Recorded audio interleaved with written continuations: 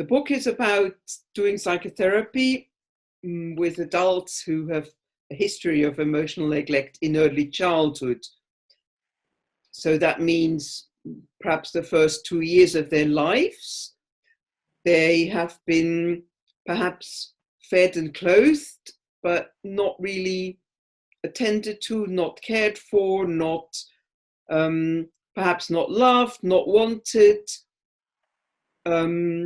been treated as part of the furniture, really not had their emotional needs fulfilled. So they're often people who've been very unparented early in life, and this will have consequences for the rest of their lives.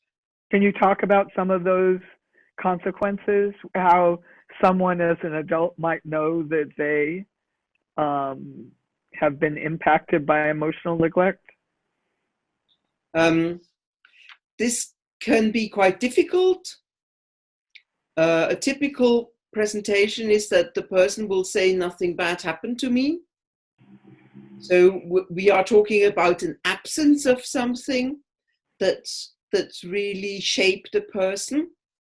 But I think when we look a bit closer, we can say that emotional neglect means that the person's emotional development, which really happens in about the first 2-3 years of life, or the crucial steps of a person's emotional development, happen in the first years of life.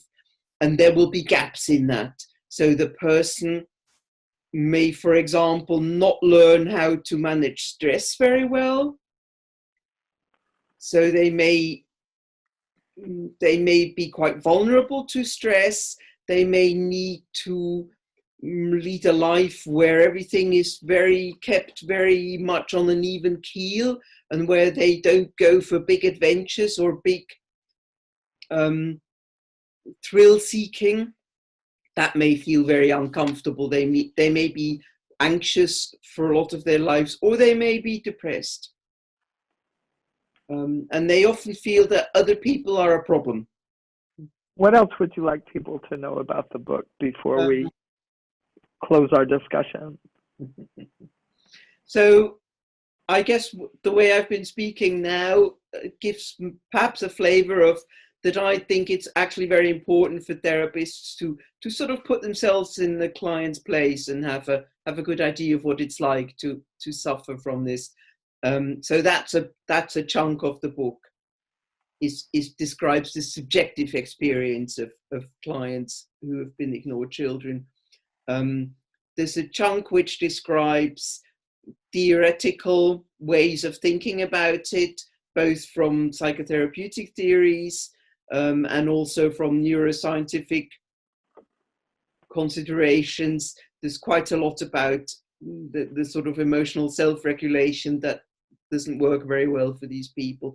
And then there's a chunk which is about concrete intervention. So there is a chapter which is more about the relational aspects of working with these people. And then there's a chapter with specific interventions that I have found useful.